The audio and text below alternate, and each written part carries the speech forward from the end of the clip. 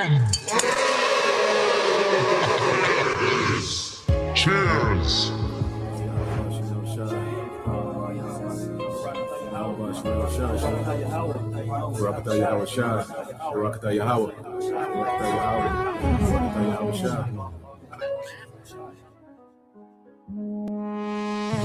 A toast to the king.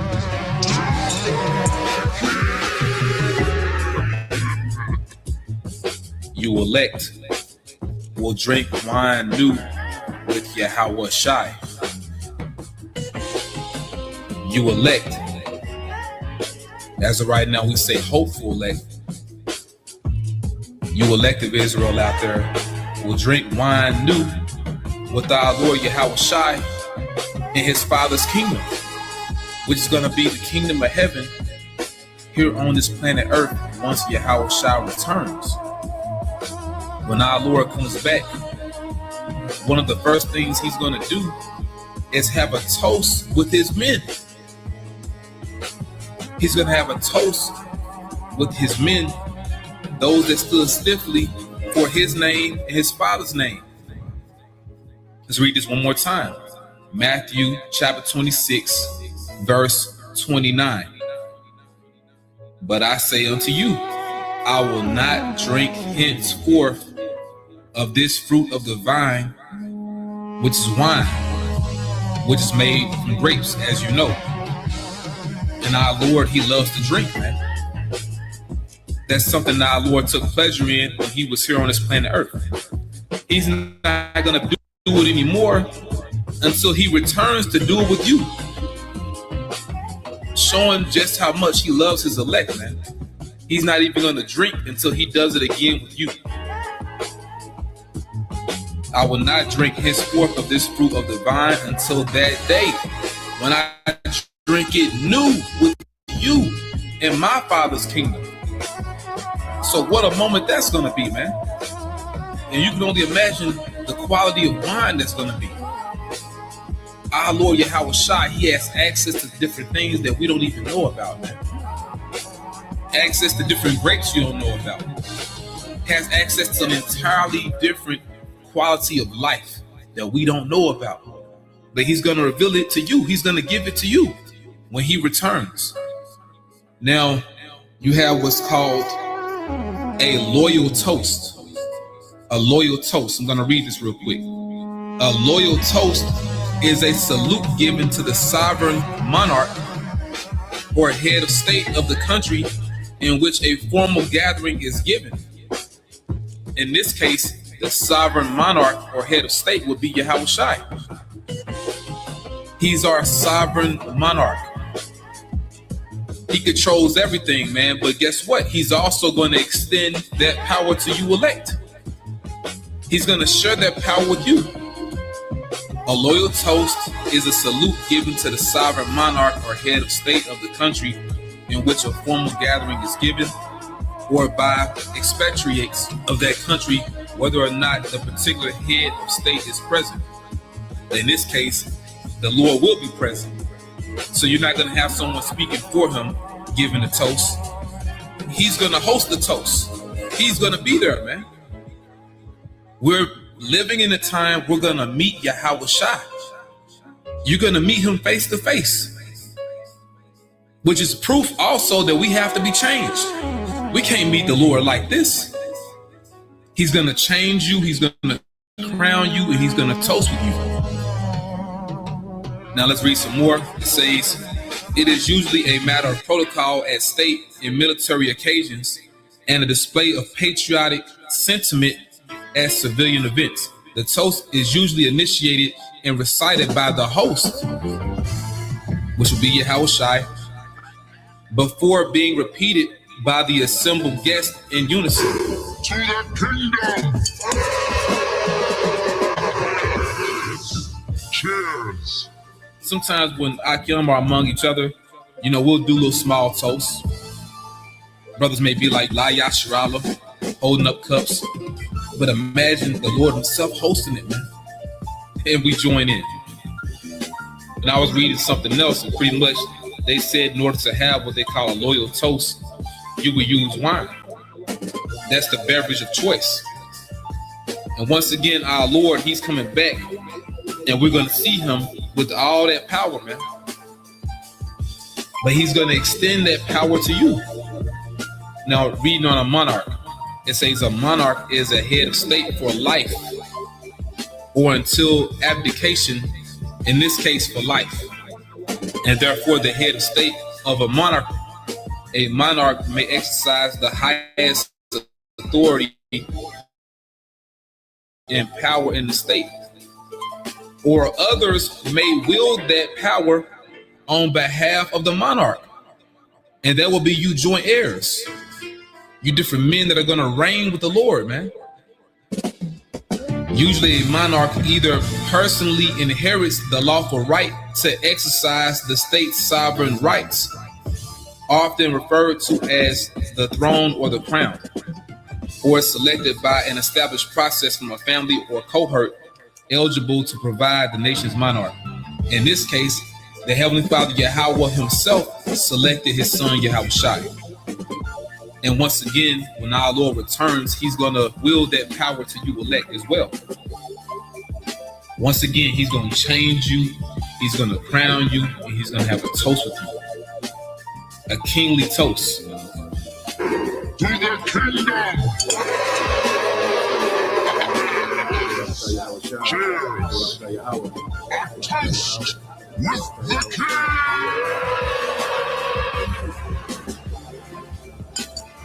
Raise your glasses, my friends. A toast with the king. A toast with the king. Raise your glasses, everyone. A toast to a prosperous future. To the king. To our glorious future.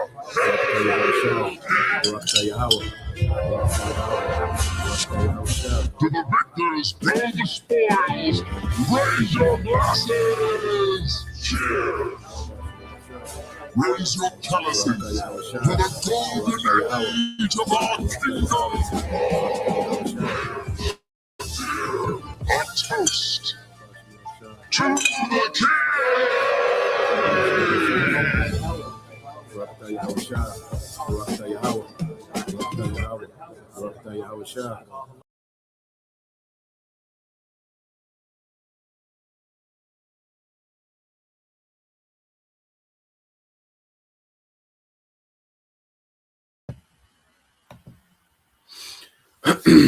All right.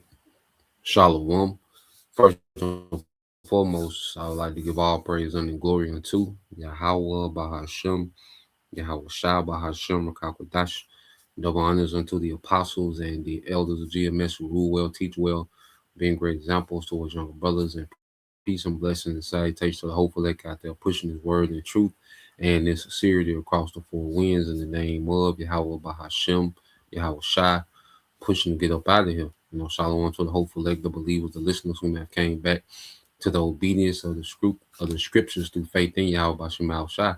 All right, so what we want to get into today, all right, morning news and prophecy, you know, and the biggest thing in the headlines, you know, is these talks, all right, between America and Iran, all right, and there's a lot of news circulating, you know, these talks, okay, and basically they're saying these talks have failed, you know, because what, you know, America, all right, is trying to showcase like it's in a position of power, and it's not, okay. Iran has all the leverage, okay. Iran and his allies, China, Russia, okay, has all the leverage in negotiations, okay, and Iran ain't budging, okay. They're not moving on any of their points, okay, that they've presented as the framework of these talks, okay.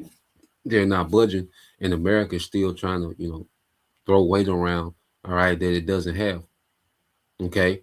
So, you know, there's a major disconnect between these talks, and we knew from the beginning, all right, that it was never going to amount to anything, all right, because of America's pride, all right, was going to be, you know, a major hindrance in trying to come to any type of deal, which we know according to prophecy, all right, that this war has to continue on.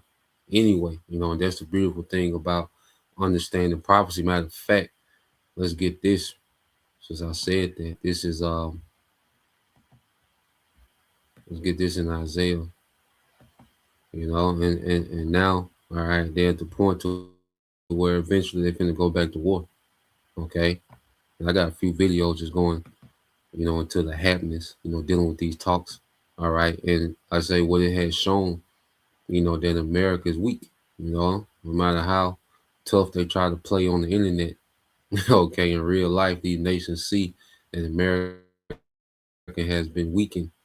Okay, this Isaiah 33:6, it says, "And wisdom and knowledge shall be the stability of thy times." And the wisdom and knowledge of what? Of prophecy. You see, what most people have to speculate, we have full understanding. We have assurance. That's a beautiful thing about understanding prophecy. I say, well, most people speculate, different experts and, analysts and, okay, veterans and, economists or whoever, okay, things that they speculate in. Well, we have assurance in, and we know that this war is going to continue on. It's going to drag in more nations, and eventually it's going to go nuclear, all right, and usher in the return of Yahweh Shah. You see, we know what these things lead to, okay? So we know, all right, that other prophecy has to happen. So we know this war is going to stay conventional until, all right, you have the Jacob's trouble, civil unrest, okay, the collapse, the global reset of the economy, and the MOTB being made mandatory, okay?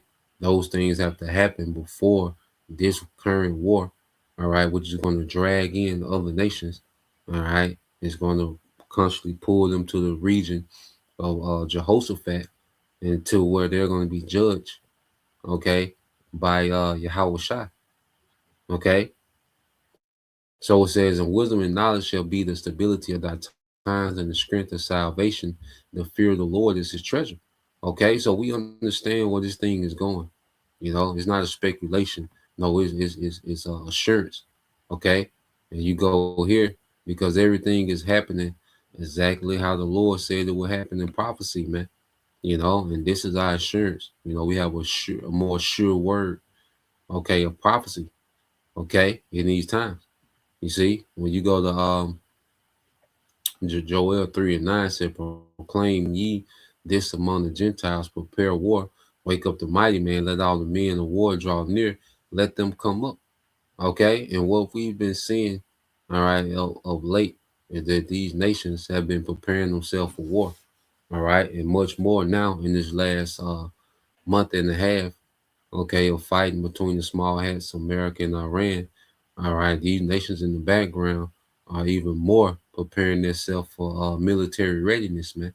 Okay, and we're going to show you these nations are picking sides, man. All right, and the Lord God is set up to where these nations have to pick a side. Okay, they have to get involved in this war. Okay, it says, "Beat your plowshares into swords and your pruning hooks into spears. Let the weak say I'm strong." Okay, and what we're seeing is a power shift, from the west to these nations of the east.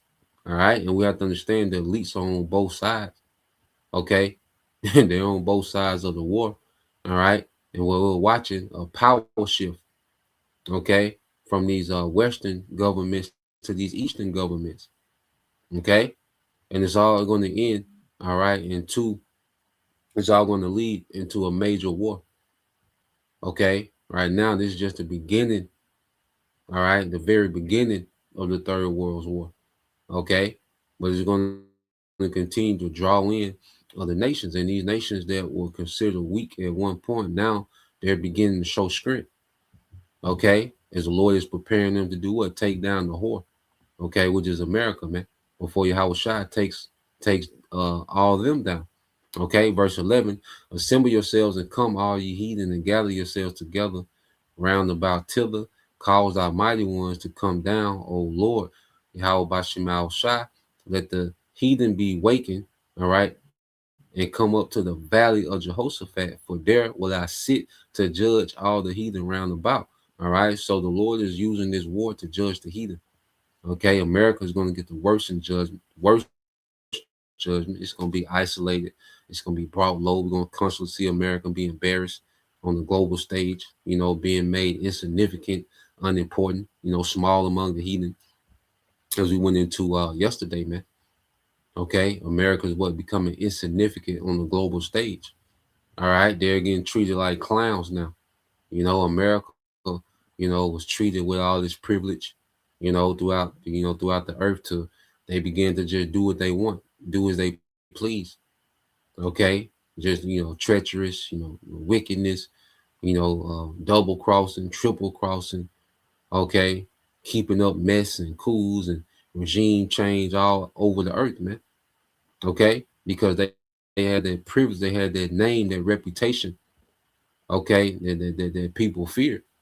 Okay, but now, all right, as America is underperforming, okay, on the battlefield, all right, their reputation has been diminished. You see, and now America, all right, is becoming insignificant in global, all right, and on the global platform, man. And these nations are beginning to make moves around America, man. It was suicide at one point to make moves and then involve America, man. Okay, but now, all right, the earth, all right, these nations of the earth, these heathens, they're beginning to make moves around America, man. And it's going to lead to a war, and these nations are going to be drawn, all right, into this region. It's going to be, because right now it's a regional war, all right, but it's going to expand into a global war. And these nations are going to be drawn into this region of Jehoshaphat, where Yahweh Shai is going to come and judge all of them, man. So these nations' victory over America are going to be short-lived, because Yahweh Shai is coming to judge everyone, man. Okay? Because when you go into, let's get this word, all right, Jehoshaphat, which is Yahweh Shaphat, all right, which it's a compound word, all right, Yahweh, all right, the Heavenly Father, Shaphat is judgment, okay, in the Hebrew, all right. So let's go to, all right. So when you go into the word Shaphat, okay, Shaphat goes into what? It says to decide controversy, okay, to judge, to vindicate, to punish, okay, and the elect are going to be vindicated. Yahweh Shai is going to be vindicated, okay, and these heathens are going to be punished. It says to execute judgment, okay. Now when you go here, it says at the theophanic, all right, event, okay, advent for the final judgment, all right, at the theophanic advent for the final judgment, man. Okay, and you go into this word theophanic, all right, because this is going to be the final judgment, because the Lord, he's going to do a regime change, and he's going to set up Yahweh Shai, okay, and the first fruits, okay, as the governing body of the world forever. That's going to be the last. That's why scripture say what? The kingdom shall not be left to other people. There's not going to be any more regime change. That's going to be the final judgment of the Most High. His sons in rulership forever. His people being his ruling family forever. Men, women, and children, man. Okay. So let's see. This word theophanic. See what does it mean.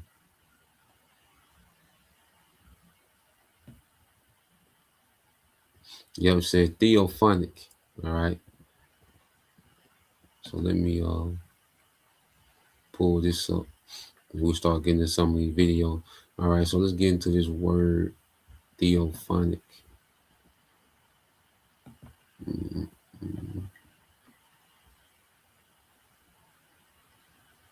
So just real quick. All right, it says theophanic. Okay. So theophanic is an adjective describing a visible, audible, or tangible manifestation of a deity to humans, often characterized by overwhelming natural phenomena like fire, clouds, and thunders. It signifies a direct divine intervention. Okay, the Lord, Yahweh Shai, is going to directly intervene in this war. All right, he's going to be revealed, all right, to the earth. Yahweh Shai is going to reveal himself to the earth in this war, man. Okay. You see, and they go off, into Judaism and Christianity. No, this is the truth of the Bible. This is the climax of prophecy. All right, Yahweh Shai intervening, okay, in this war. Okay, that's what this thing is building up to. So let's go from there. Now, I just want to go get this video first, just dealing with the talks, and then we'll go into, the role the elites play in this thing, man. All right, so let's see. Oh yeah, let's go to this clown. All right, and the American government is looked at as clowns everywhere on the earth. If a brother want to get that,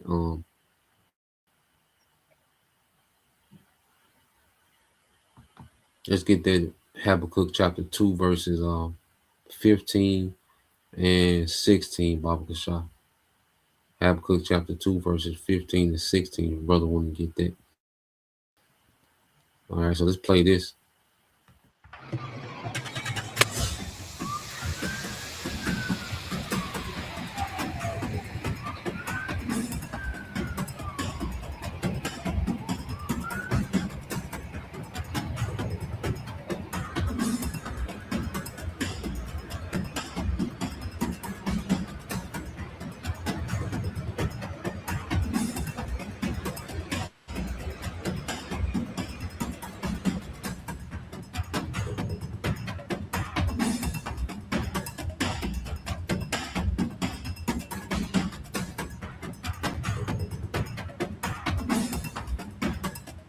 Well, good morning, everybody. And let me say a couple of notes of appreciation. First of all, to the Prime Minister of Pakistan and to Field Marshal Munir, who were both incredible hosts. And whatever shortcomings in the negotiation, it wasn't because of the Pakistanis, who did an amazing job and really tried to help us and the Iranians bridge the gap and get to a deal. We have been at it now for 21 hours, and we've had a number of substantive discussions with the Iranians. That's the good news. The bad news is that we have not reached an agreement. And I think that's bad news for Iran, much more than it's bad news for the United States of America. So we go back to the United States having not come to an agreement. We've made very clear what our red lines are, what things we're willing to accommodate them on, and what things we're not willing to accommodate them on. And we've made that as clear as we possibly could. And they have chosen not to accept our terms. Questions? Nick Robertson from CNN. Precisely what have they rejected here?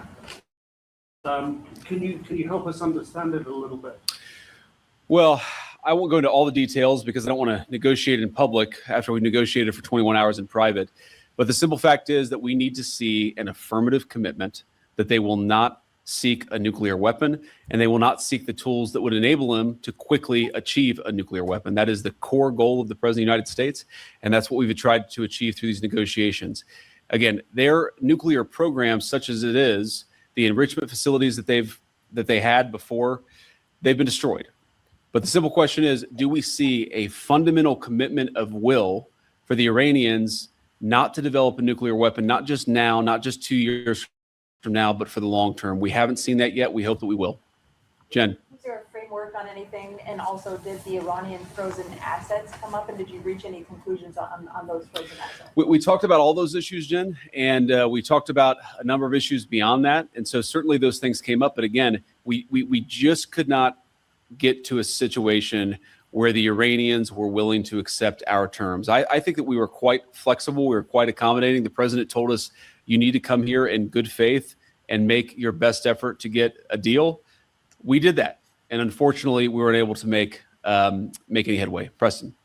Mr. Vice President, how often did you communicate with President Trump throughout the negotiations? There were reports that there were multiple rounds, where there were breaks in between negotiations. How often did you communicate with the president throughout those rounds, and what was he saying as you were going through these negotiations that you said fell short? Yeah, obviously we were talking to the president consistently. I don't know how many times we talked to him, a half dozen times, a dozen times over the past 21 hours. We obviously also talked to Admiral Cooper, to Pete, to Marco, to the entire national security team. We talked to Scott Bessent a number of times. So look, we were constantly in communication with the team because we were negotiating in good faith. And we leave here with a very simple proposal. a method of understanding that is our final and best offer. We'll see if the Iranians accept it. Thank you. They're not going to accept it. They already rejected it, man. Okay? Because they ain't come. Iran didn't show up to hear American terms. You see, Americans just trying to, posture itself as it's still in the position, okay, of being superior. No, America is operating from an inferior negotiation stance, okay? Because the things that Iran has on those 10 points, well, some of those things they're already enforcing, okay? They have control of the Strait of Hormuz, okay? They don't need America's approval to control the Strait of Hormuz, okay? To charge and people tolls for the Strait of Hormuz. Iran is making money off the war, okay? So they don't need Americans' approval. America can't stop that, okay? So Iran don't need a deal. Iran just can keep going to war and they're winning, okay? And it only gets worse for America, okay, who's fighting a war 6,000 miles away from his homeland at a major disadvantage, okay? So Iran didn't come here to hear, all right, Americans' demands, okay? They came here to state their demands, and it didn't. And like I said, that's the big disconnect, okay? So these talks are pretty much pointless, all right? And in the meantime, like we were going into yesterday while Iran was talking, all right, China was loading them up, okay? The whole time that they're in these negotiations, China loading them up, man. And there's other players that are rumored to be involved, okay, that are beginning to help Iran, all right, form which are American allies, man. Okay. So let's go from there. I'm gonna get them precepts as well. Brother can get that too. Isaiah chapter 10, verse 33, Bible Shah. Let me cue up this next video, then we'll get some more precepts. Okay. But nah, man, America just trying to posture itself. I say the only thing America can do is just play tough for the internet. That's what it's been. That's what it's come down to. Okay, with America, they can just play tough for the internet, but the world know what it. But these nations know what it is. Okay, so let's cue this one up. He gonna go more into depth and more into depth. Okay, with the talk. So let's go here. Get some of these precepts you brothers got. The why to you brothers, tuning in, helping out the screen. All right, this is the book of Habakkuk chapter 2 and verse 15. It says, woe unto him. This from the brother Hopeful Lake 3, brother Yaquab. All right, it says, woe unto him that giveth his neighbor a drink, that putteth thy bottles to him, and makest him drunken also, that thou mayest look, okay, at their nakedness, man.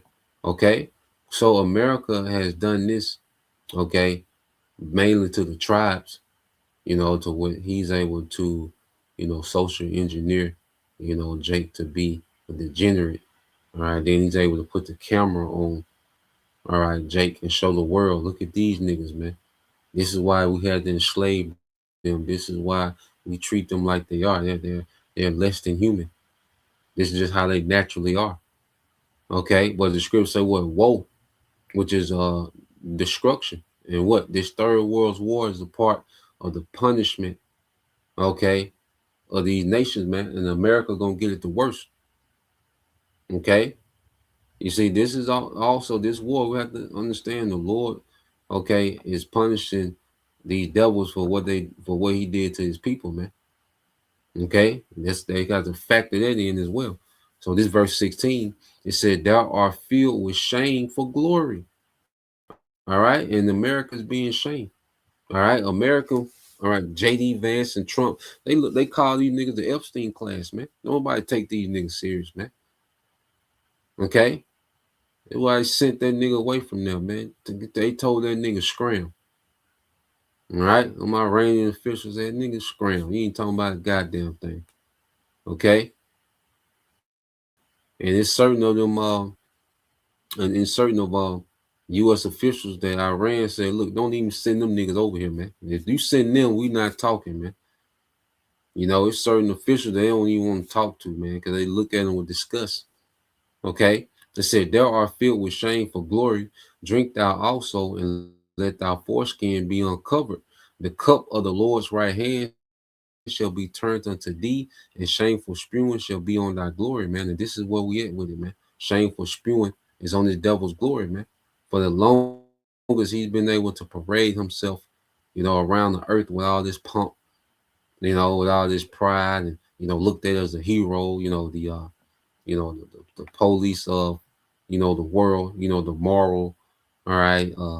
They looked at America as enforcing, humanity and morals in the earth, and it's been the exact opposite, man. Okay, it's been the biggest terrorist group on the planet Earth is the American government, man. Okay, and the American military is the hitchman, all right, for the biggest terrorist organization on earth, which is the American government. Okay, so the American military just carries out the agenda of the American government, man. Okay, the biggest organized crime syndicate on the planet Earth is the American Edomite government, man. Okay, verse 10, it says Isaiah 10:33. It's from the Hopeful Elect 3 as well, Brother Yaqua. It says, behold, the Lord, all right, the Lord of hosts shall lock the bow with terror, and the high ones of statue shall be hewn down, and the haughty shall be humble, man. Okay, so the Lord has America like it's like a humiliation ritual, man, that the Lord is doing with America, man. Okay, America is looking extremely weak and incompetent, man. Okay, and like I say, the elites on the outside, and they're just manipulating because they don't care about nations. All right, they're not loyal to the French, the UK, America. All right, they want a control system implemented in the earth, man. Okay, and they're riding this war, okay, in hopes to implement a control system at the end of this thing, man. Okay, because a weakened America plays in their benefit as well. Okay, and America overplayed his hand. You see, America went for it all with this deal with Iran.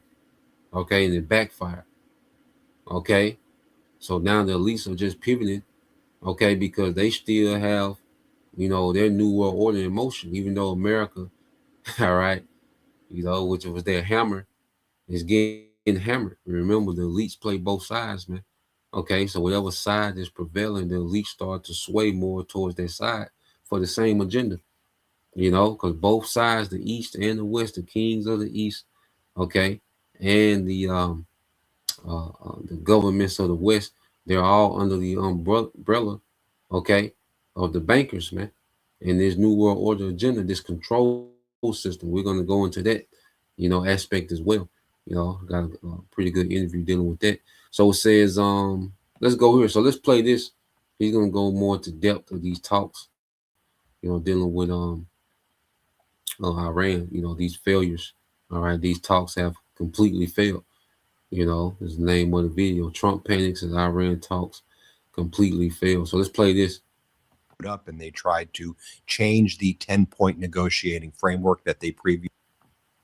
The Trump regime's negotiating ploy in Islamabad, Pakistan with Iran was a complete disaster. The Trump regime showed up and they tried to change the 10-point negotiating framework that they previously agreed to with Iran. Iran said, no, we're sticking with the framework you previously agreed to. And then the Trump regime basically said, if you don't agree to our demands, we're going to kill all of your negotiators. And how did they do that? During the mediation in Islamabad, they planted a story in the Washington Post, which basically suggested killing the negotiators. Also, Donald Trump made a social media post saying the only reason we're keeping these negotiators alive is so that they can negotiate and give up. And the Iranian negotiators, who were the top leaders within Iran, said, well, your threats don't intimidate us. We showed what we can do during this war, and we could strangle the global economy if we want to, and especially the United States economy, and we'll help our allies and destroy the United States and their allies, or former ally. So Iran then stood up and said, agree to the negotiating framework or else there's not going to be a resolution. Stop with your excessive demands and trying to defraud this entire mediation process. And then there was a stalemate that was reached. It cannot be brokered in terms of any deal. And so it ended. You see J.D. Vance leaving Islamabad. You see him going up the stairs of the airplane and going on Air Force Two and leaving. And then Donald Trump started posting additional threats, saying that he was going to now start a blockade of the Persian Gulf generally. So, and with this guy Trump, the world is looking at this nigga, man. Because now he's saying, okay, if we don't come up with a deal, the only reason we keeping the negotiators alive, okay, is so they can negotiate. So he's pretty much threatening assassination of the negotiators, man. Which this is just a classless, this nigga's ignoble, man. As the scriptures say, man, this is a classless nigga, man. These American Edomites, man, the American government, man.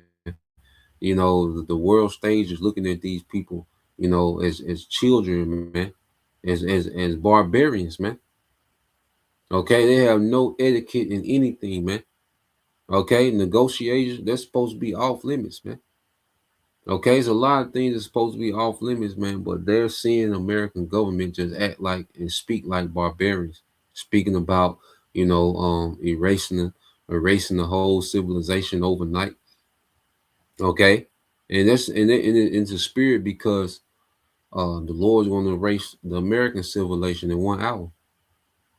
Okay, now none of these nations are the good guys. Okay, don't get it twisted. Okay, but what we're seeing, America is the worst of the worst. Okay, on the earth, man. That's why the Lord finna deal with America so harshly. Okay, well, the whole world is looking at America just act and talk like complete savages, man.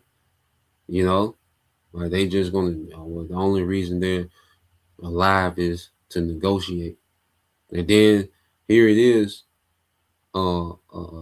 Pakistan is mediating and hosting these negotiations, and Iran talking about doing nigga shit, in Pakistan. So we're like, bro, you don't respect nothing. You don't respect nobody else's sovereignty. It's just like a nigga that'll shoot it out anywhere. America is no different, like I say, from a nigga that'll shoot up the basketball game. Okay, the family reunion. Okay, the neighborhood picnic. Okay, you see, that's America. They just got more, all right, equipment. Okay, but the mind of the American leadership is no different than the nigga that like I say, shoot up Walmart. Okay, because they see a nigga that he don't like. That's how America is moving in the earth, man. Okay, and the world is looking at this and taking note. Like, we gotta take this nigga out, man. Okay, so let's play a little more. All right, so now Trump talking about he gonna blockade. All right, the Persian Gulf. Okay, let's see. Let's play this. And that the ultimate trump card is using the USS Gerald Ford to run a blockade of Iran.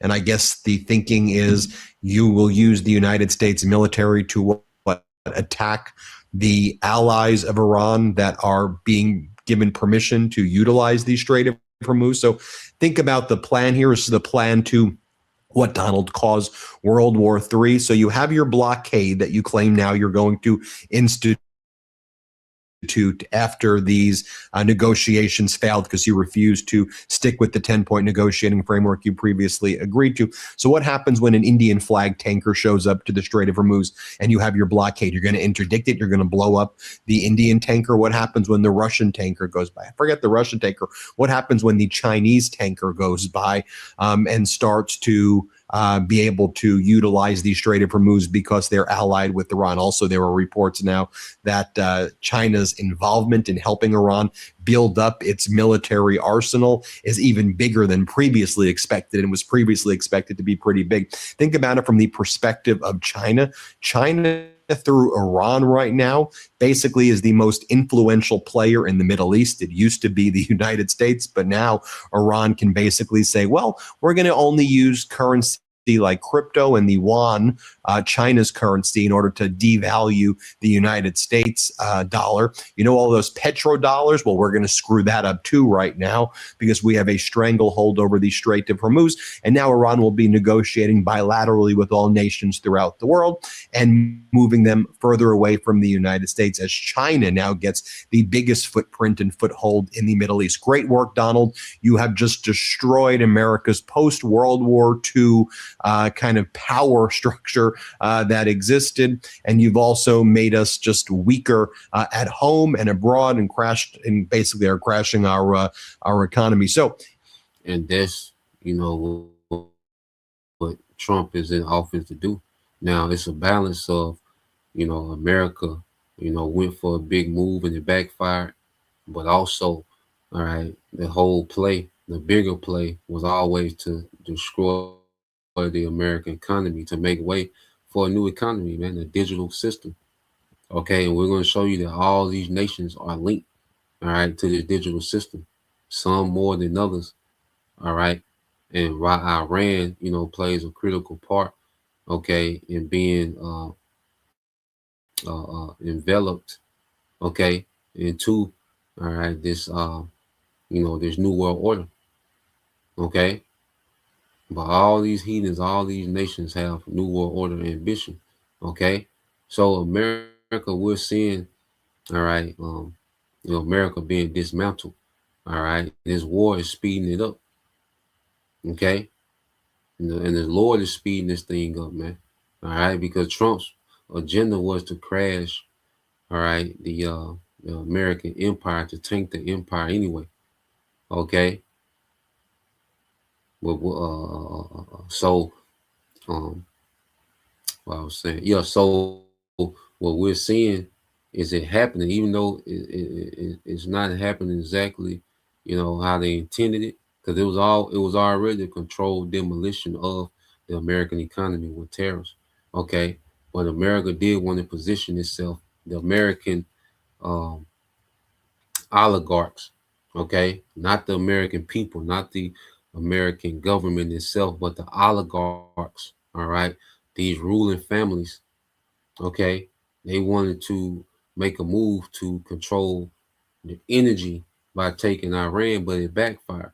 But they still have their play of destroying the American economy anyway, all right, because that was already happening, you know, for the American government, you know.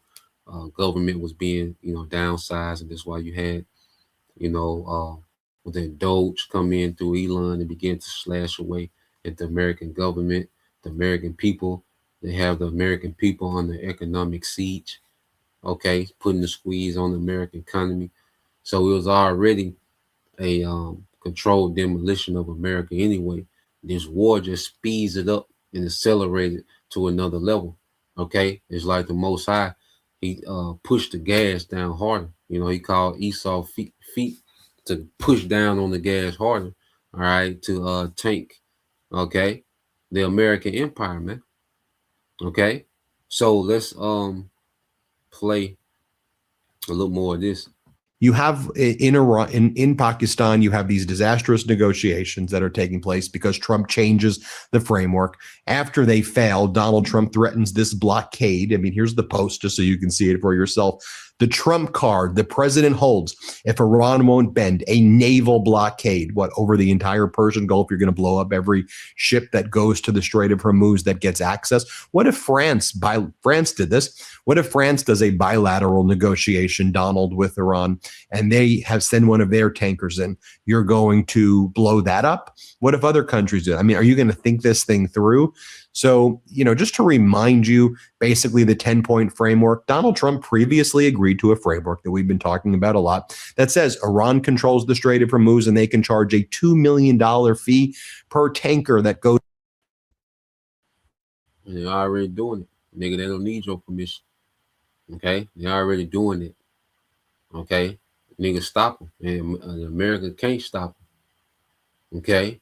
The way they got, the way that the Strait of Hormuz is set up, Okay, the way that they, saturated, okay, that coastline, okay, with those launchers. There's nothing America can do. Okay, we're gonna go into that in a minute. You see, so yeah, what you have now, because all these things work in our favor, no matter how it go, it work in our favor. The brother want to post it. All right, Romans 8:28, because okay, now if they do a blockade, and let's say they start attacking, Chinese ships, Russian ships, European ships, Indian ships, it's just gonna further isolate America, man, and it's gonna cause these nations to get directly involved. Okay, so everything that these devils can do, all right, it works against them, man. The Lord has it set up to where everything American is trying to regain some type of power and some type of leverage in the earth is working against them. Okay. So let's play this a little more.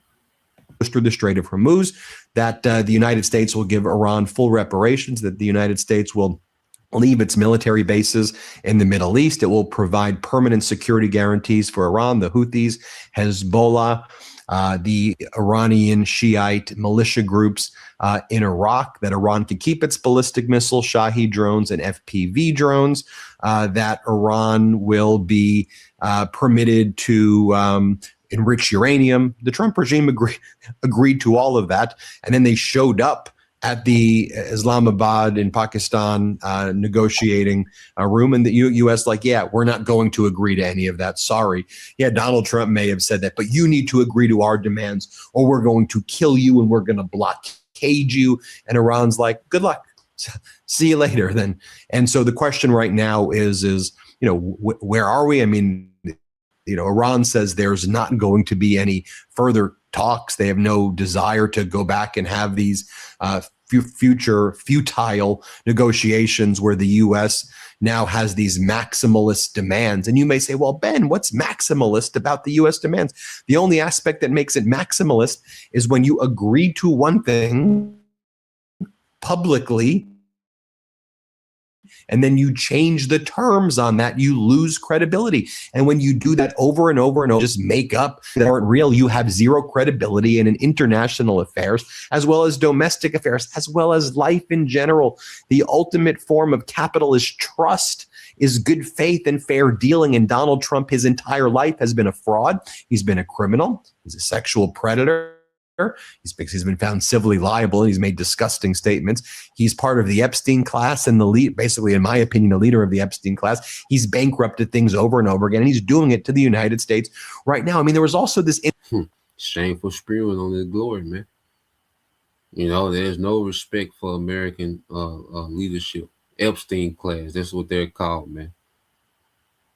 Okay, absolutely no respect. You see. So let's cue this one up. Let's cue this one up. Yeah, Taco Trump. Your president name is Taco. Okay. And it's a clown show, man. The American government is a global clown show. All right. And now that they've lost its military reputation in this war, okay, they've shown that. And see, it's too, and America can do nothing to change the tide. That's why Trump had to, throw out, nuclear war. Okay. Because there's nothing that they can do to change the tide. You can't change your military, all right, your ability, your style. The way that America is set up to fight, it can't change that, okay, in 2 weeks, in a month. Okay. It's too far behind to adapt to this new warfare. Okay, this new style of warfare. And guess what? All these nations are seeing the blueprint of how to deal with the whore. Everybody now, if Iran is doing it, guess what? Everybody else is duplicating it now. Okay, it's already being duplicated. These nations are already beginning to modify themselves. Okay, and they're learning how to deal with the whore. All right, how to make the Air Force obsolete, how to make the Navy obsolete. Okay, and ground troops. Okay. Can't wait to see that one.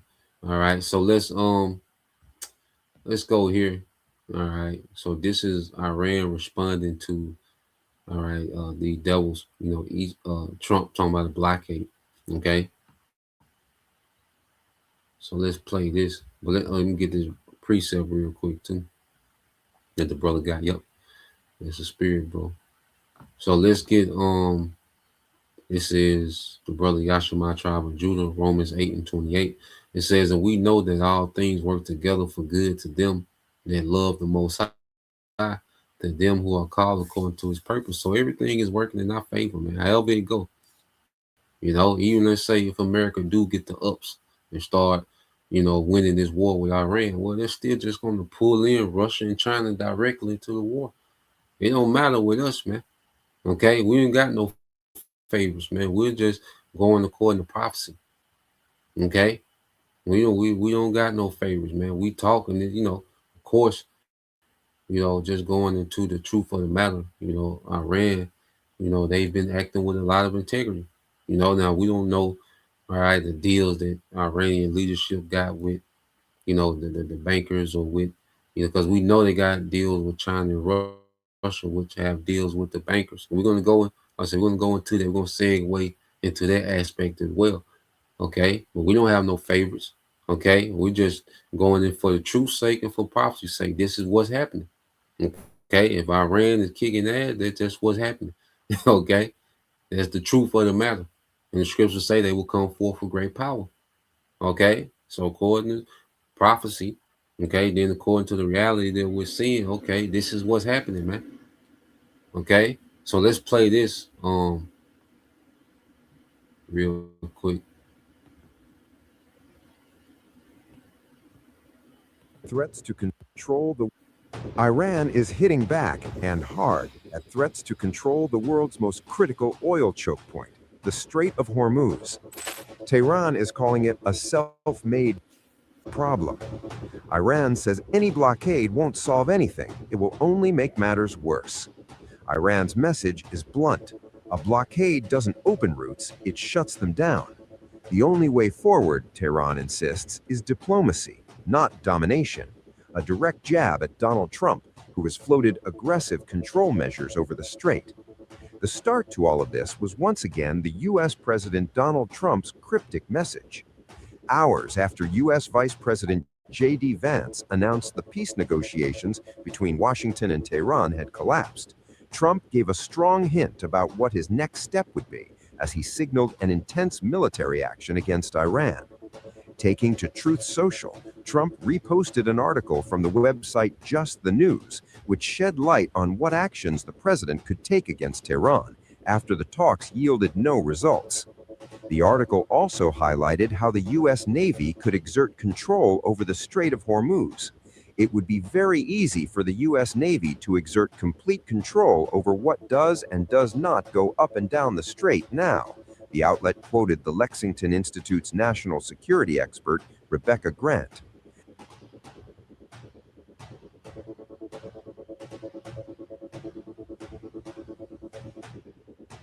But behind the rhetoric, Iran is raising the stakes. Security Chief Abraham Azizi has proposed a controversial new plan, forcing all vessels entering the strait to pay tolls under Iranian control. Tehran says it wants full management of the waterway, citing national interests. That proposal has triggered alarm bells across the global shipping industry. Maritime watchdogs are calling it illegal, warning that no single country can impose charges on an international transit route. Ship owners are now being told, do not pay, do not comply.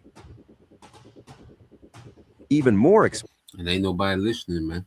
All right, you got these nations, all right, tiptoeing directly to Iran and making deals. All right, to get their oil through. Okay, ain't nobody trying to hear no nigga talking about some don't pay and don't comply. When their economy, depends on this oil, man. Okay, and nobody sit there and just starve. And then here it is, America has, they have all this energy, so they're almost, completely self-sufficient, with the oil they get from Canada and the oil that they produce, the natural gas that they produce. America, here it is, they have all this energy on their side, but they telling nations that depend on this oil, nigga, don't comply. Okay. While America, is up and running. Okay. Explosive, a bizarre idea from Washington. President Trump has reportedly floated a joint U.S.-Iran venture to collect transit payments, a move critics say would legitimize control over a global lifeline. On the ground, or rather at sea, the crisis is far from over. Despite a ceasefire, traffic through Hormuz remains choked. Hundreds of fully loaded oil tankers are stuck inside the Gulf, but almost no empty ships are willing to go back in. Why? The answer is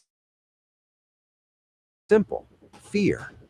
Temporary ceasefire isn't enough to risk billion-dollar vessels getting trapped in a war zone. This leads to a dangerous imbalance. Around 400 loaded tankers waiting to exit, barely 100 empty ships ready to enter. Without inbound vessels, the supply chain simply breaks down. And it's not just oil. Nearly 30% of the world's fertilizer supply, along with food cargo and industrial goods, is now effectively stranded in the region. Experts warn even if the strait reopens today, normalcy could take months to return, because reopening the gate is one thing, restoring trust is another.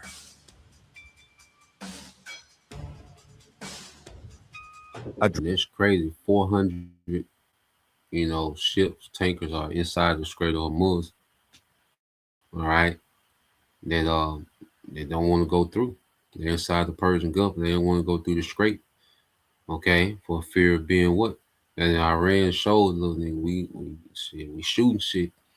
Okay, it ain't just empty threats. All right, and then you have ships on the outside they're afraid to go in. Okay, so Iran's military, okay, is in full control of the Strait of Hormuz. Okay, regardless of what they're saying in the West. All right, and Iran went into the negotiation with all their leverage. Okay, that's why they're not bending and they're not wasting time. All right, that's why they sent that clown J.D. Vance. All right, back to the States. Okay, so let's play this. Dramatic escalation and sudden de-escalation unfolding in one of the world's most critical waterways as reports emerge of a U.S. warship turning back after a direct warning from Iran. According to Iran's state-linked Tasnim news agency, a U.S. Navy destroyer moving from Fujairah port toward the Strait of Hormuz was forced to reverse course following a stern warning from Tehran. Iran reportedly told Pakistani mediators that any U.S. military vessel entering the strait would be targeted within 30 minutes and warned that such a move could directly impact ongoing negotiations in Islamabad. Tehran described the response as a firm reaction by its armed forces, which it claims led to the U.S. ship halting its advance and turning back. The incident unfolded just as high-level U.S. and Iranian delegations began crucial peace talks in Pakistan, the most significant engagement between the two sides in over 5 decades. However, the situation remains. Yeah, man. So, U.S. Navy, okay, vessel, all right, had to turn his ass around. Okay, and he got out of there. Okay. Showing you who got the leverage, man. Okay. See, all that internet toughness is wearing out, man. And prophecies say that. If a brother want to get there real quick, but we segue to this next video. All right. But if a brother want to get there, I think it's Isaiah 43 and 13 in the NLT. All right. Let me see. I think that's it. Let me look at it real quick.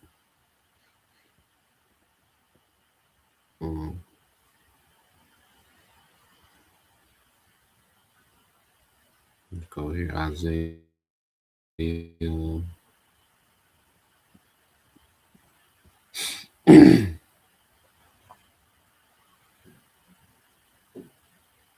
Isaiah 40, Isaiah 43 and 14 in the NLT Bible shot.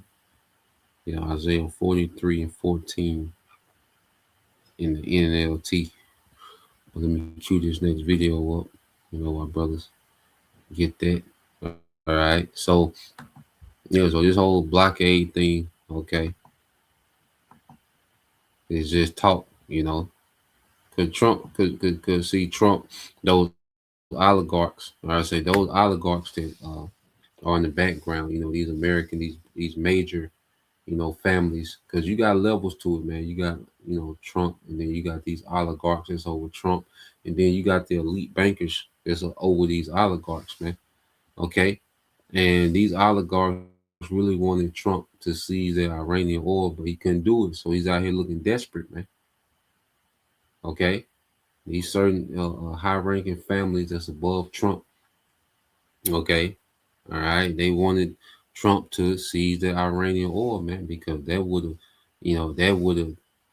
swung so much wealth, to these oligarchs behind the American government, man. These different oil companies. Okay. That would have, these different energy companies, man, they would have did wonders. Okay. But it didn't come through. So we're seeing desperation for Trump, man. So let's go here. And dealing with Esau, man, it's just when you're dealing with Esau and war and economy, man, it's just a lot of plays at hand. We comb through it, but okay, yeah, it's right here.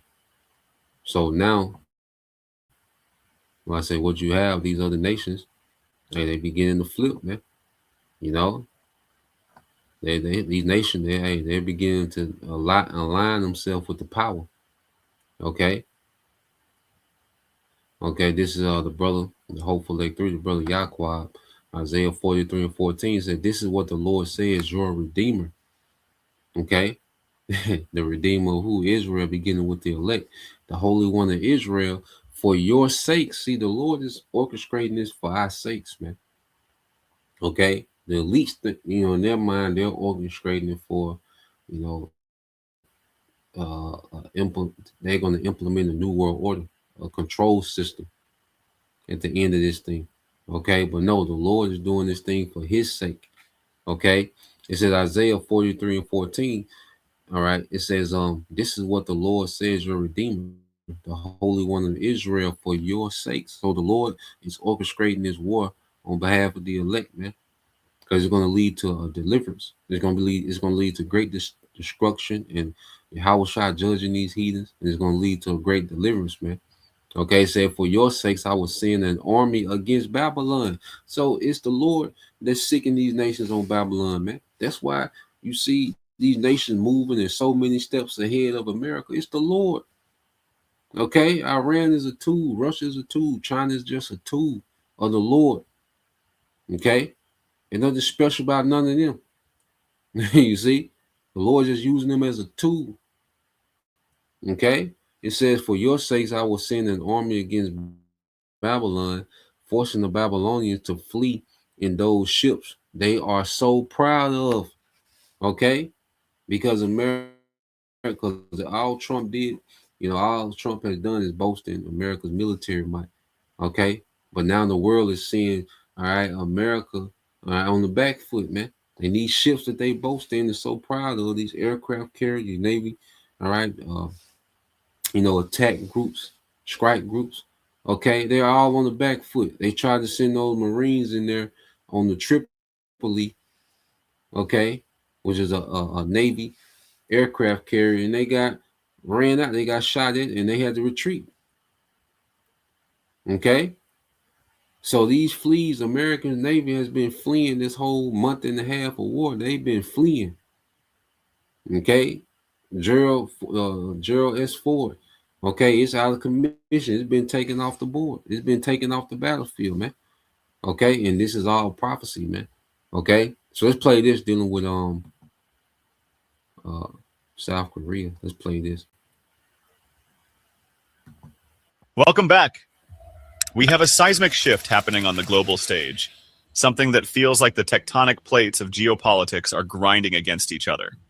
Today, we're going to talk about a major diplomatic explosion that just obliterated the war plans of the Israeli occupation and exposed the rapidly failing grip of the American empire. It's the story of how South Korea, a supposed stalwart U.S. ally, just made a devastating strategic U-turn that has left the criminal entity in Tel Aviv reeling. After South Korean President Lee Jae-myung accused Israel of failing to reflect on allegations of rights abuses by its forces after Israel decried him for amplifying social media disinformation. Tensions in the West Asia, diplomatic efforts are now underway to secure global energy routes after Japan. South Korea has now begun talking with Iran and other countries to ensure safe passage of ships through the Strait of Hormuz, which is a critical. In the meantime, Iran says it may allow stranded South Korean ships to pass through the blockaded Strait of Hormuz. But we are not talking about small diplomatic squabbles here. No, this is a full-blown confrontation that started with a simple social media post and escalated into an intelligence war that South Korea has unequivocally won. It involves secret agreements with Tehran, a freedom of navigation pact that bypasses Washington and Israel completely, and a scathing rebuke from a nation that knows the pain of occupation better than most. Just days after the war, criminal Benjamin Netanyahu was humiliated in a diplomatic spar with Spain, where he tried to bar Madrid from a US-led Gaza coordination center, only to be laughed out of the room. The so-called Prime Minister of Israel finds himself blindsided by a much bigger player, South Korea. The timing is exquisite. While Netanyahu was busy throwing tantrums over Spain, recognizing a Palestinian state, Seoul was quietly, and then very publicly, sticking a knife into the heart of Israeli aggression. It started when South Korean President Lee Jae-myung posted a video on X that sent shockwaves through the Zionist establishment. It was a short clip allegedly showing Israeli forces abusing a Palestinian child, a horrific testament to the brutal reality of life under occupation. But it wasn't the video alone that broke the internet. It was the caption. President Lee, a man who worked as a human rights lawyer and whose childhood was forged in the brutal industrial grind of a factory, drew a direct line between the suffering of Palestinians and the suffering of his own people under Japanese colonial rule. He wrote, "Wartime homicide is no different from matters that we take issue with, such as the forced enslavement of comfort women and the massacre of Jewish people." In one sentence, he erased the false exceptionalism that Israel hides behind. He told the world that the state of Israel, with its checkpoints and its open-air prisons in Gaza, is just another colonizer. Now, before we get into the gritty details of how Seoul outsmarted Mossad and struck a deal with Tehran that guarantees safe passage through the Strait of Hormuz, I need to ask for your support. If you believe in honest journalism, let's get into it. The immediate reaction from Tel Aviv was exactly what you would expect from a guilty bully caught on tape. The Israeli Foreign Ministry, in a fit of rage, accused President Lee of spreading anti-Israeli disinformation and leaning on a fake account. They had the audacity to call his remarks unacceptable on the eve of Holocaust Remembrance Day. Talk about weaponizing historical trauma to deflect from current crimes. But here's the beautiful part. South Korea did not back down. Seoul's foreign ministry went on the offensive, expressing regret over Israel's misunderstanding. They clarified that the president's stance was rooted in universal human rights, something the apartheid regime knows nothing about. In a stunning counterpunch, Lee told the Israelis to reflect on the criticisms from people around the world regarding their endless actions that violate human rights and international law.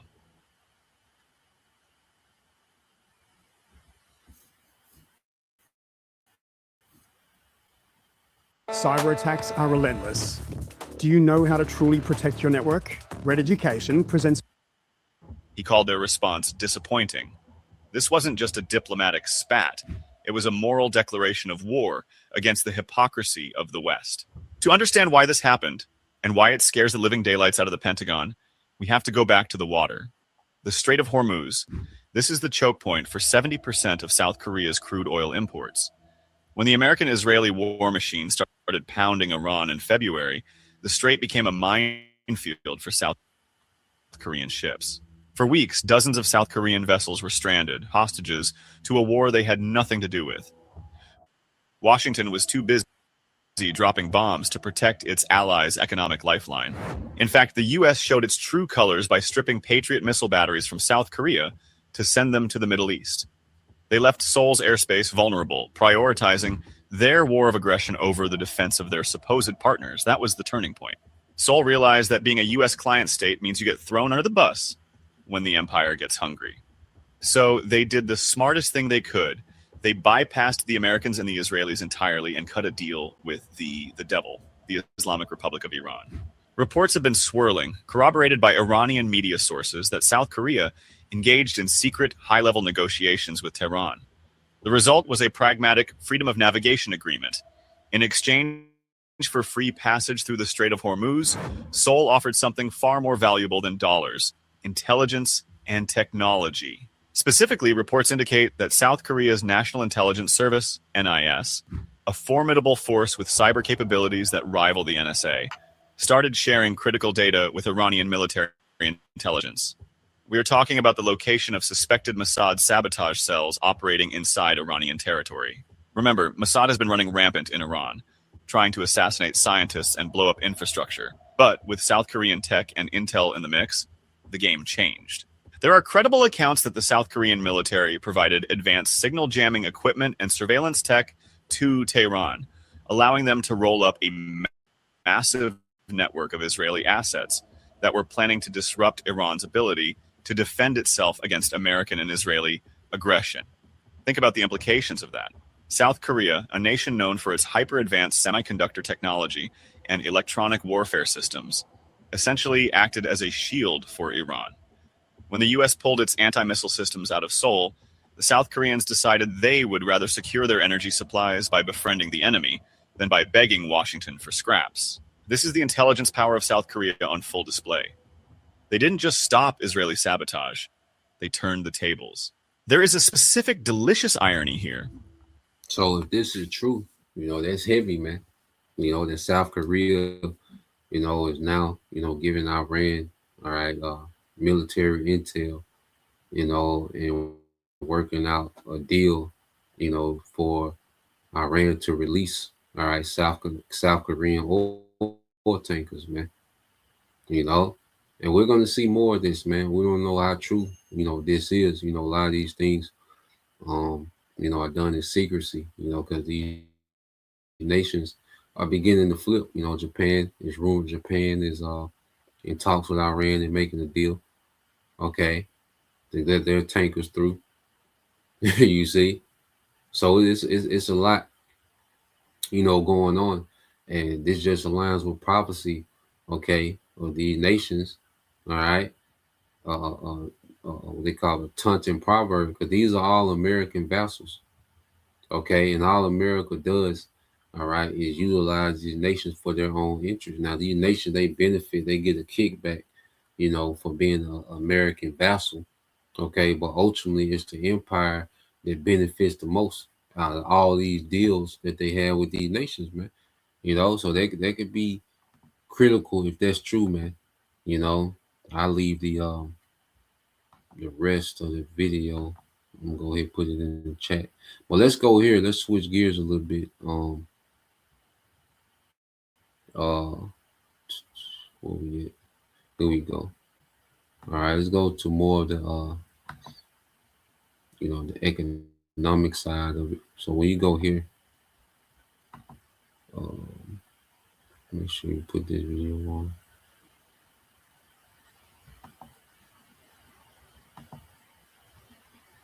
So this is the rest of them.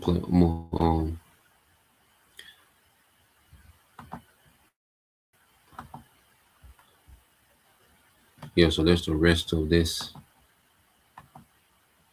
video. All right, dealing with South Korea. Then I'm gonna put this. I'm gonna go ahead and put the link to this video too. Now, this was a good interview. We're gonna, hit just a few parts of it, not much of it, but it's like a 45-minute interview. And Catherine Austin Fitts, she's pretty good, when it comes to breaking down the banking aspect, you know, of what we see happening with these conflicts. You know, so she does pretty good interviews. Catherine Austin Fitz is her name. So it's a good interview to watch. You know, the whole interview. You know, if you're interested into those things. All right, well, let's get this real quick because we know this is speaking of the EU when you go into Obadiah. All right, you know, well, you can apply this to all these American vassals. This is going to eventually flip. You know, because right now it doesn't make any sense to remain an ally to America, man. All right, it does way more harm than benefit in this time. Okay, this is Obadiah 1:7. It says, all the men of thy confederacy have brought thee even to the border. Okay, the men that were at peace with thee have deceived thee, okay, and prevailed against thee. All right, they that eat thy bread, which is benefit from, you know, the American markets, have laid a wound under thee. There is none understanding in him. And this is going to begin, this is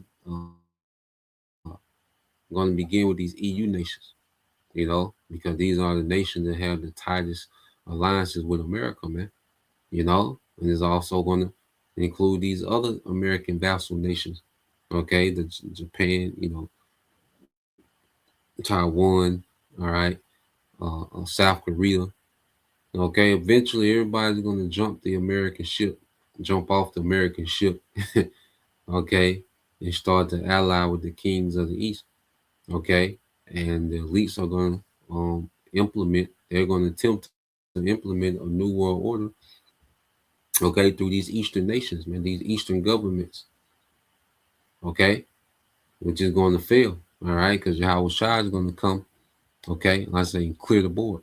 You know, you can't say that enough. But let's play this. Now, she's going to speak on the banking aspect of what we see happen, okay? We're going to go into a few things. Difficult to believe. Over 21 trillion in undocumented adjustments across DoD and HED. A digital control grid being constructed in plain sight, and a network of private financial power she calls Mr. Global, operating above the level of an elected government. She isn't predicting where this ends. She's been mapping where it's always been heading. That's what we're here to dig in today, not the conspiracy, but the paper trails. Catherine, thank you so much for coming on the podcast today. Thank you. It's an opportunity. Yeah, it's definitely been a really interesting time. I was just saying this year has been crazy. So many massive geopolitical shifts from the US, especially, you know, coming from a apparently American first peace president, according to what he sort of ran on, and that's definitely changed. During the Venezuela, I guess, sort of abduction, it seemed like the US was going to focus more on Monroe Doctrine, focus on the Western hemisphere, but that's obviously changed since the attack on Iran and trying to basically change the regime. So what is this? Is this just the sort of an last grasp focus on the US trying to be the sort of individual hegemon, or is it something else entirely? So it's many things. One is that if you are going to build a global digital control grid, then Iran needs to come into the central banking fold. I mean, Iran has a central bank, but it's not integrated into the Western central banking system. So we all know Wesley Clark's 7 countries in 5 years, proposition for war after 9/11, and Iran was always the last one. So, it took a lot longer than 5 years, but here we are. If you listen to the president on Easter Sunday, he said, I want to take the oil. And although I do believe he's focused on the North and South America instead of, now that the Ukraine strategy didn't quite work, the U.S. is reconfiguring into a North-South strategy. But there is no doubt, because of the importance of oil and the importance of a high oil country that's not in the financial architecture, it's significant to the Western financial architecture as it's being reset, as it's being changed. So I think, one, it's the building in the infrastructure, but 2, the oil is critical in terms of geopolitics. So I think it's a combination of both resource war and embedding the infrastructure into the the country. If you can get control. Did you ever see the movie? Because so what she said, what she's going into is Iran has to be enveloped into this central banking, cartel, okay, because real quick, all right, just going to a little history. So you had the Iraq war in 2003, okay. Well, what happened in 2004? See, America loses a lot of military wars, okay, but they're able to pull off the agenda of the elites, which is to install a central bank system in these nations, all right, that put them under the umbrella, okay, of the elite banking control, okay. So as far as America, you know,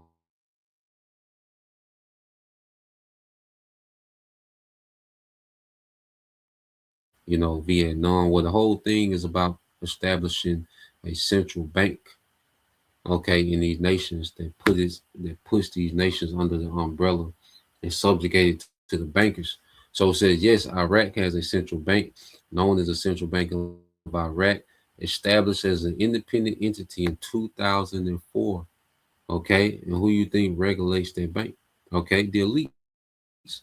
Okay, so all the oil, okay, that's sold in Iraq, okay, that money goes through American banks, okay, which are the banks of the elites. Okay, Afghanistan, their resources are sold, all right, and they go through American banks. Okay, so now they want to do it with Iran. Iran is a nation, their resources are not going through American banks. Okay, which we're gonna get into that. Matter of fact, let's just look at that real quick. So when you go to Iran, okay, their money is not flowing through, okay, these American banking systems, okay, which are the elite banking system. And now, all right, Iran has deals with Russia and China. Well, whatever, because Russia and China, their banks flow through, their money flows through these central banks, okay? So through Russia and China, you can see the elites on the side of these Eastern nations, the ones that's funding these Eastern nations, where they're going to, pull Iran into this banking system through Russia and China, okay? Because their whole thing is once we get all these nations on board with these banking systems, then we can really roll this thing out, okay? So they tried to bully it, okay, through America, but now they're going to finesse it through Iran and through Russia and China. Russia and China not helping Iran, all right, because they love Persia so much. Okay, there's an agenda with that as well. Okay, so let's real quick, because Iran doesn't have nowhere near the debt. Okay, so I said Iran's external debt. It says Iran's external debt is relatively low because they don't deal with the bankers directly with the bankers. Okay, but there's moves being made now. All right, hey, because through Russia and China, okay, Iran gonna have to come on in eventually, man. It says Iran's external debt is relatively low, estimated at roughly 4.9 billion to 9.9 billion USDA as of 2003-2005, which represents a small fraction of its GDP. Okay, so it's only has anywhere from $5 to $10 billion in debt. That's low as hell. Okay, but then they're indebted, to mainly Russia, China, which keeps them afloat. Okay, but Russia and China, they're locked into these central banks. Okay, now Russia, they are not as tapped in to the central bank as America, but they still got to go through that system. Okay, it said this low level is largely due to restricted access to international finance markets and banking systems like SWIFT, resulting from international sanctions. Okay, so Iran has not been allowed to participate. Okay, and to have access to certain markets because of sanctions. Okay, which is which just saves them from becoming in debt, so they don't have access to these big loans. Okay, that to South Korea, these Gulf Arab states, Japan, they have access to these big loans. Okay, but those big loans put them in big debt. Okay, so now this war is to pull Iran, okay, into this banking fold, man. Okay, so as they tried to bully it, our America was supposed to be the bully, gonna bully them into this banking system. Okay, that's why they wanted regime change, and they wanted the new regime to take on, all right, this this uh, this new banking system. Okay, the central banking system of the elites. Okay, but it backfired. Now they're gonna have to try to spin it and do it through Russia and China. Okay, so let's go here. Let's go back to. Let's go back to the clip.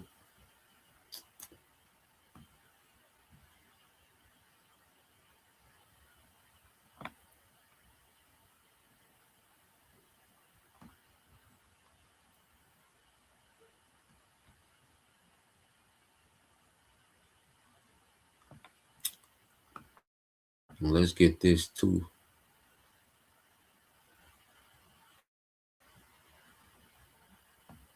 Let's see, what is it? Oh, here you go. All right, let's play a little bit more of this. Advice about Dick Cheney. I didn't see it, but I have definitely heard of Dick Cheney and what he's done. Yeah, There's a wonderful scene. There's a wonderful scene in it's funny. So the person who runs our culture column, Food for the Soul, votes for the Academy Awards. So they're one of the people, and they get all the movies early. And she called me. I guess she watched it in the summer.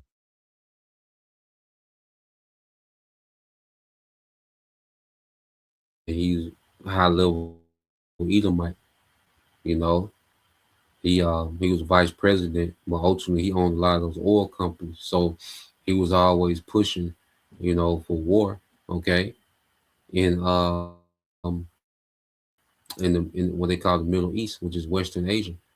Okay, and that's why he pushed so hard for that war in Iraq. The small hats, they had their reasons because they want to destabilize their region. So they can do land grabs, okay, for their Greater Israel project. But then you have going back to these oligarchs, because you have certain Edomites, okay, you benefit from the land and the real estate. You're gonna benefit from, the oil. You're gonna benefit from this resource. You're gonna, so these devils, they have these meetings, and these different devils got different agendas of why, they're gonna wage the next war. Okay. But this war in this region, with oil, all right, and also destabilization, okay, for land grabs, okay, by these small hats, because these small hats, they want to completely dominate their region, okay. They want an Israeli super state, okay. So let's play a little bit more of this. But then I guess the challenge is Iran's known as the destroyer of empires. I guess the UK empire, the Soviet empire. So it does seem like a risky play. Right. So actually, it was it was Afghanistan that got the British Empire. But the idea of putting boots on the ground in a ground war in Iran is just I don't believe it's winnable for the United States. Yeah, definitely not. So he's trying to integrate it into the financial system. Obviously, the oil is very important for China as well. So if you have the control of the Strait of Hormuz, you have control over Chinese energy and I guess the Chinese economy. Well, but not control. I mean, there are ways China could. If you look at China's energy strategy, there are many ways China. If China had to work without the Straits of Hormuz, they could. But clearly, they're better off having it. Here's the thing. We're talking about the Straits now, but I think there's a real possibility we're going to see bottlenecks in key trade routes. You know, we just saw a big explosion down at the Panama Canal. What was that about? So I think, you know, until now we have seen warfare through sanctions on the dollar, but now that war is leaving just the financial realm and going into the resource realm, and you're starting to see, you know, more and more pressure for fight over resources. It's going to turn into more conventional warfare, not with conventional weapons. The weapons are getting more and more unconventional, but certainly it's going to be physical warfare in addition to financial warfare. You see that? So this financial warfare, okay, is leading to physical warfare because they're fighting over resources, man. You see? So this play by America was a play for a resource grab and backfire. Okay? And it shifted the power, all right, to what? The kings of the East. Okay? So now the chessboard look completely different, you know, from this what we know, okay, is this you know, it's like the modern, you know, Game of Thrones, you know, and right now America, you know, has been on the Iron Throne. Okay, well, these other nations are looking to what? Dethrone America, man. Everybody wants to sit this Iron Throne.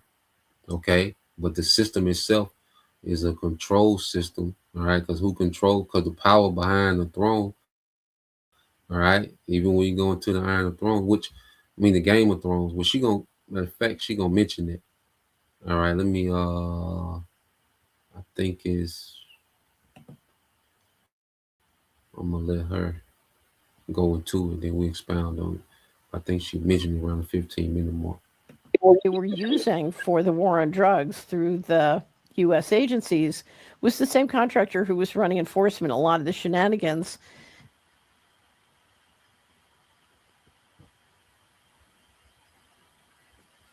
A redevelopment plan for Gaza.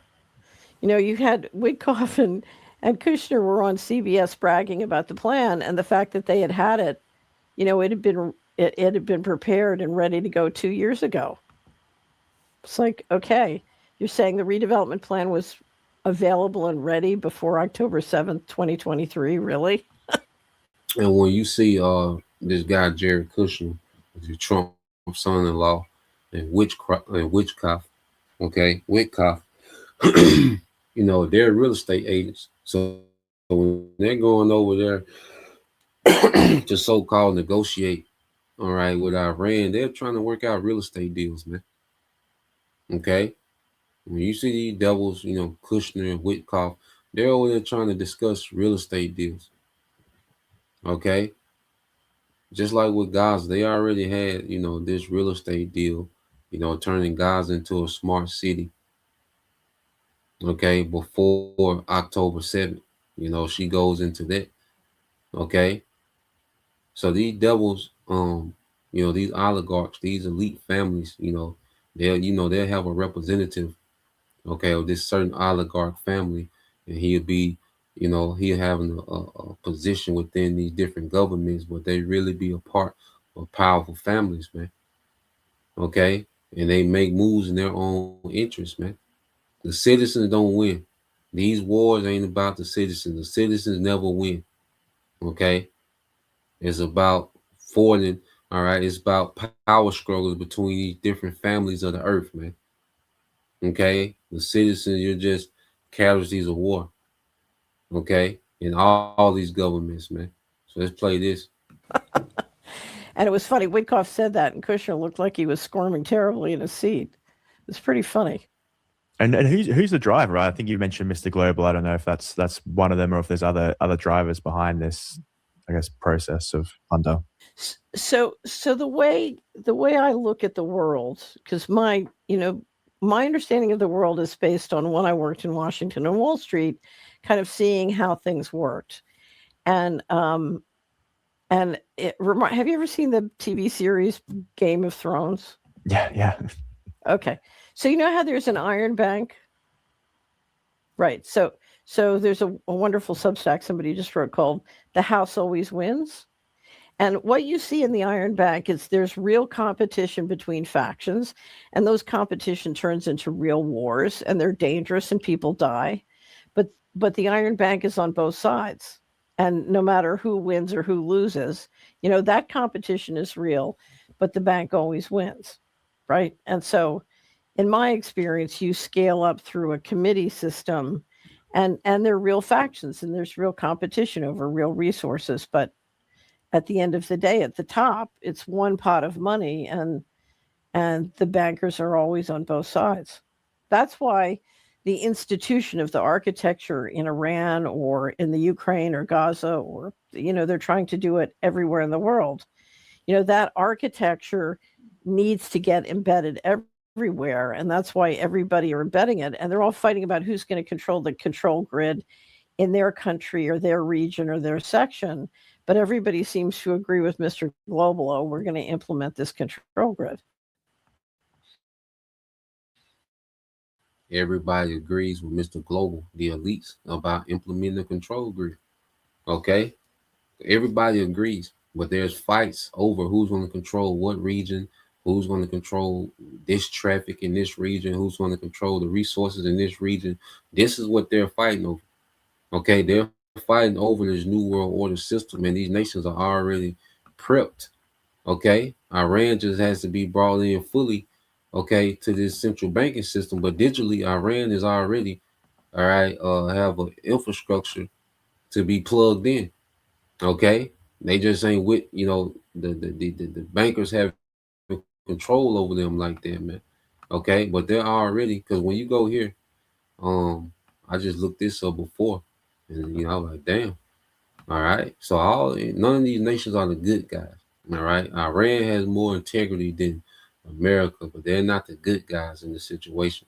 Okay, they're just fighting for their, they're fighting for control of their region. Okay, but they all agree with these with the way, this architecture of New World Order. So I asked, does Iran have a digital ID? And it says yes. Iran has a highly developed mandatory digital identity system centered on a biometric national smart card and a centralized digital infrastructure rolled out extensively since 2019. All right, right before the demic. This system integrates fingerprints, because the demic was a whole push to get these nations on board with the digital infrastructure as well. Okay, it said the system integrates fingerprint signatures and personal records, mandatory for accessing online platforms, financial services, healthcare, and public travel. Okay, key aspects of Iran's digital ID system. Issued to citizens over 15, this smart card acts as a digital identity document containing a chip with encrypted biometric data. Okay, so Iran has New World Order infrastructure already in it. Okay, they have real disagreements with the West, and it's a rivalry between them and the small hats in their region. Okay, but everybody agrees with the New World Order infrastructure, man, and all these nations have it. Russia has major, digital infrastructure. China, major digital infrastructure. Okay, it said that's why Yahweh Shai is gonna come and clear all their ass out, man. Okay. It said the National Organization of Civil Registration of Iran manages centralized database. Experts see Iran's system is just more in-house. Okay. But what we're going to see is Iran, as they, these nations are starting to deal directly with Iran. Iran going to have to fully incorporate to this global system. See, right now, Iran has this digital system in-house, okay, but it's finna have to integrate with the rest, okay, of these nations' digital system, man. You see, it says experts and researchers argue that the system integrates digital, ID with surveillance, the surveillance state, connecting digital behavior, okay, mobile phone, SIM card registration, and physical access to a centralized identity, allowing for surveillance of citizen, movements. Digital authentication is required for numerous services such as buying, Okay. Train, airline tickets, banking, and accessing the internet. Okay. So yeah, man, all these nations, man, it's everybody wants to be on the Iron Throne, and what controls the Iron Throne is the Iron Bank. Okay. You see, and this is what we see these nations are fighting over. So the fighting is authentic and real. They scrapping. Okay, they scrapping, for power in their respective regions. Okay, they're fighting for actual resources and control of certain energy, man, because the digital system is going to run off energy, man. Okay, so yeah, I think, let me see.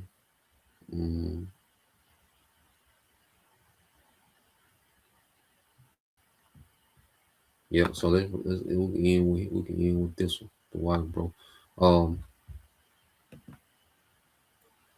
So yeah, let's go here. Let's go here. This is the book of Job, chapter 20, verse 23. This is from the brother Hopeful Lake 3. It says, when he is about to fill his belly, because the elites are just in the background, manipulating things as they go. All right.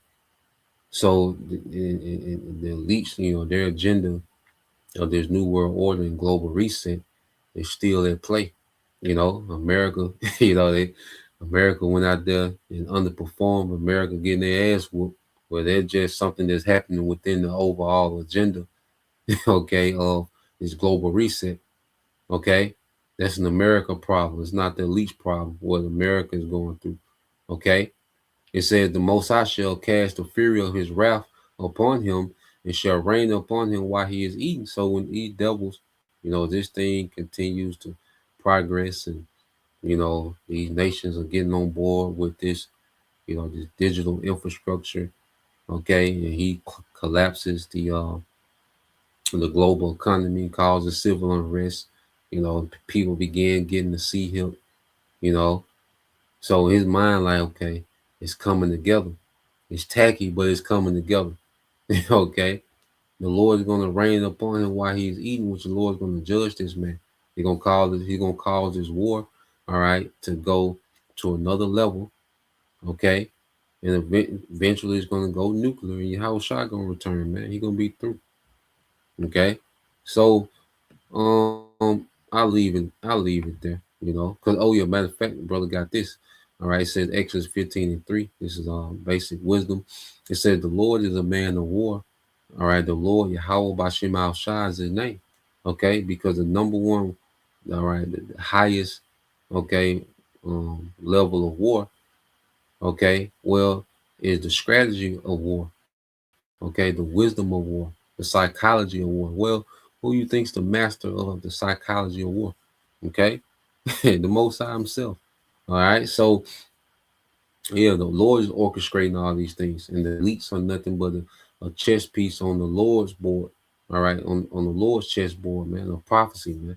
So Lord will, you brothers, all right, and you sisters edified to the next time. All right, say Shalom. Koim Yasha Allah. Abba soon. Shalom.